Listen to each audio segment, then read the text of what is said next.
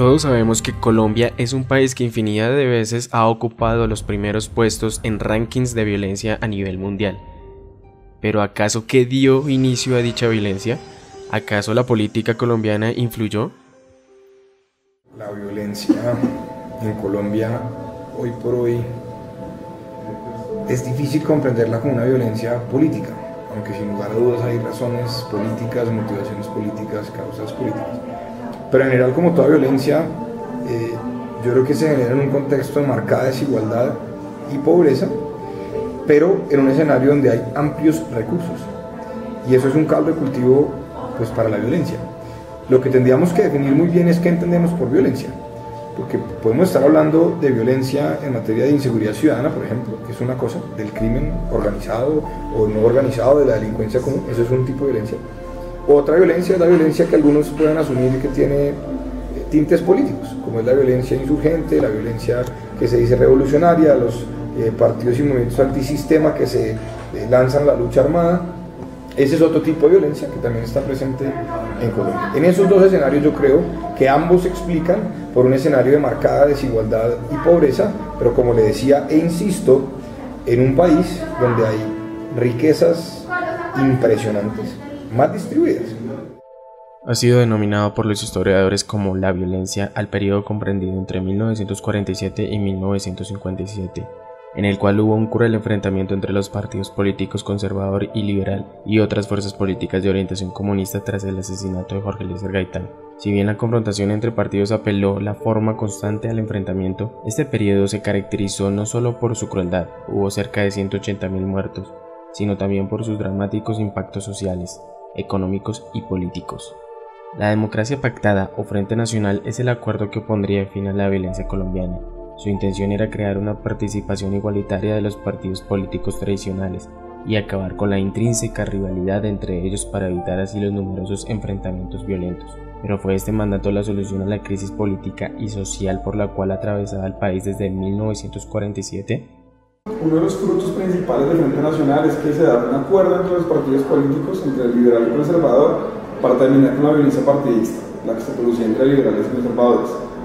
Eso efectivamente sucedió, y es que uno no encuentra que las guerrillas liberales y las guerrillas, los grupos armados conservadores se siguieran enfrentando a lo largo de lo que fue la coexistencia del Frente Nacional o después del Frente Nacional.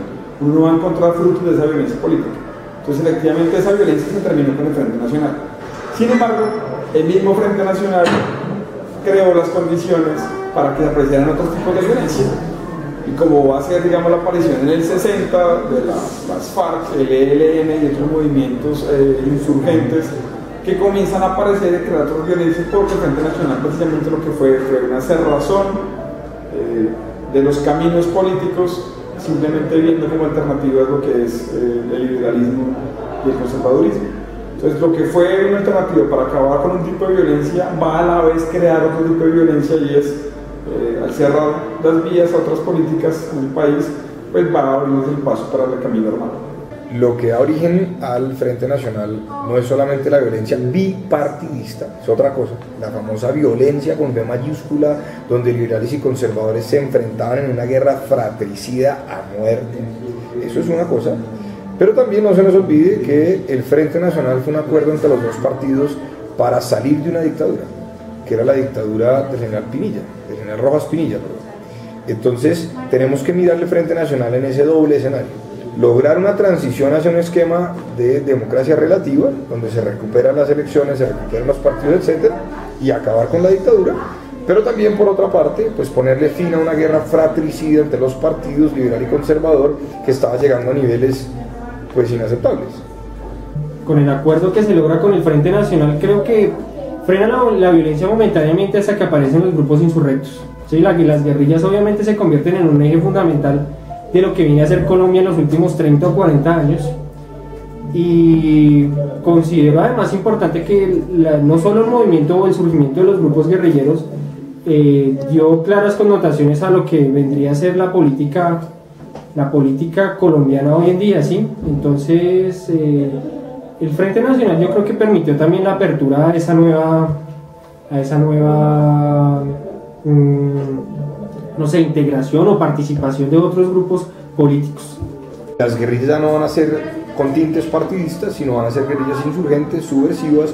Muchos grupos inclusive se van a armar contra el sistema, de un sistema político cerrado que fue el Frente Nacional. Algunos dicen que el Frente Nacional fue como la puerta de oro para esos movimientos revolucionarios. Pero por supuesto, es que el Frente Nacional cierra la posibilidad de que por las vías institucionales formales, legales, otras fuerzas políticas más allá del Partido Conservador y del Partido Liberal participaran en el escenario político nacional. Y cuando usted no puede participar en el escenario político nacional, pues la única salida era la lucha armada. Pero piensen esto, en el 59 triunfa la Revolución Cubana, es decir, menos de un año después de que entra a la presidencia Alberto Lleras Camargo como el primer presidente liberal del Frente Nacional.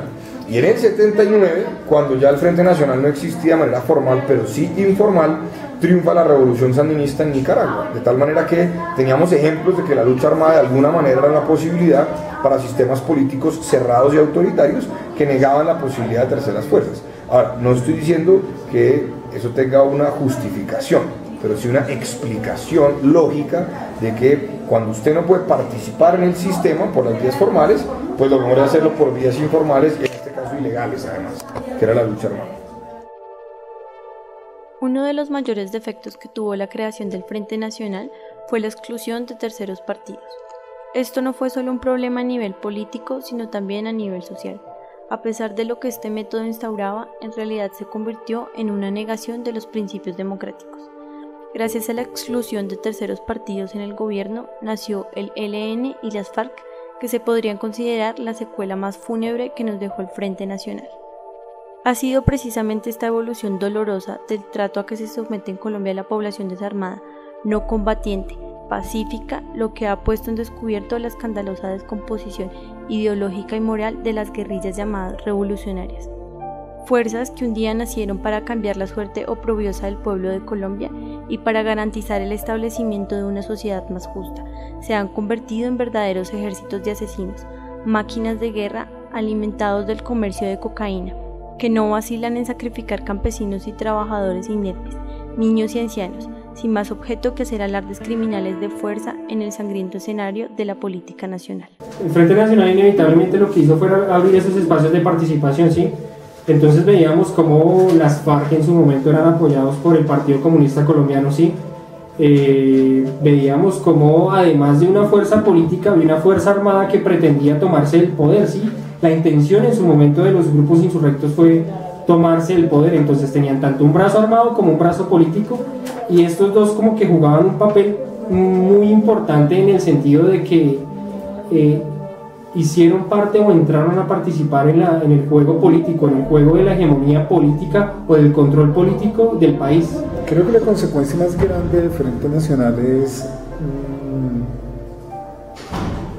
mantener las condiciones de desigualdad, y esas condiciones de desigualdad propician todos los fenómenos de resistencia que se dan en el Frente Nacional, las guerrillas, los sindicatos, los populismos, que producto de qué, pues no es porque la gente quiera hacer, no es porque, como nos han enseñado en Colombia, que somos violentos por naturaleza, somos necesitados por naturaleza, eso sí, y en tanto las condiciones básicas no estén dadas, pues la gente va a protestar, y creo que esa es una de las grandes consecuencias del Frente Nacional, y es que surgen movimientos de resistencia frente a unas condiciones inapropiadas de manejo del poder y donde se mantienen condiciones de desigualdad tan extremas.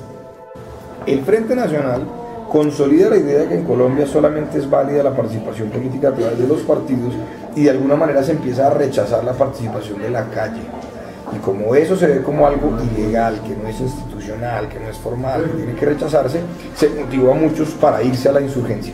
No se nos olvide que en pleno Frente Nacional informal, es decir, después del 24 los partidos siguen compartiendo el poder, cuando se abre la posibilidad de una fuerza política de izquierda para que las FARC poco a poco agarren las armas, el sistema reacciona exterminando un partido político completo, que fue la Unión Patriótica. Esa es otra consecuencia nefasta del Frente Nacional. Si hubiéramos tenido la posibilidad de incluir a terceras fuerzas, probablemente no tendrían los motivos tantas personas de ir a la lucha armada. Me parece que eso también. Las guerrillas en los 70, los 80 y de su expansión en términos políticos, ¿sí? Entonces buscaban adeptos en cualquier lugar, en los campos, en las ciudades, ¿sí? y el objetivo del caso es que esto va a una toma o una búsqueda de la toma del poder. Lo que algunos no identifican es que si bien el Frente Nacional logró la paridad política, no logró la paridad social. Y como dice David Bushnell en su libro, capítulo 10, Colombia una nación a pesar de sí misma, lo que sugiere es que aumentó la desigualdad y la pobreza. Porque claro, las élites de los partidos distribuyeron las rentas estatales y la burocracia como se hace en todos los sistemas democráticos del mundo, de tal manera que beneficiaron a su militancia más cercana. Pues la desigualdad se disparó, la pobreza se disparó, y desde el Frente Nacional yo creo Colombia tiene una deuda social que no ha logrado pagar y que sí es una causa estructural del conflicto armado que desafortunadamente seguimos viviendo hoy. La Constitución del 91 se profundizó más en la democracia, pero nos dimos cuenta que nos faltaba institucionalización. Acá se ampliaron las elecciones a las alcaldías y gobernaciones, se democratizó mucho más el país, se permitieron más partidos políticos y el país aumentó más su violencia. Este problema no es de democracia. Acá la Constitución del 91 posibilitó más democracia y eso no acabó con la violencia. Nos dimos cuenta es que el país tiene un déficit enorme de institucionalización, por decirlo así, es más grande el tamaño del territorio y de la nación colombiana que el tamaño del Estado. Seguimos teniendo regiones en donde el Estado no existe y donde el Estado está sujeto un poco a la política del viejo oeste, a la política de las armas y de la fuerza, o sujeto a la política de los grandes capitales narcotraficantes. Si no me escucha. Claro, o los grandes capitales que pueden comprar la justicia, la fiscalía, la ley. Es decir, hay una débil presencia institucional, y no simplemente me refiero a instituciones del Estado, sino también a que los colombianos creamos la institución más importante de la ley. O sea, no es posible un Estado en el cual, estando en Bogotá, la gente no cree en la ley, se pasa por encima de la ley. O sea, la institución más importante en un Estado es la ley. Si el ciudadano del común no cree en la ley, pues el Estado ha fracasado. Entonces yo creo que si uno quisiera pensar en una solución a la violencia en el país, habría que pensar en términos de fortalecer las instituciones. Y para eso obviamente hay que cambiar de gobernantes, cambiar de actitud de conciencia ciudadana, que los ciudadanos creamos en verdad en la democracia y en las instituciones políticas. El Frente Nacional lo que le dejó al país fue una época de relativa paz, de relativa calma, pero que terminó con la intensificación de la violencia.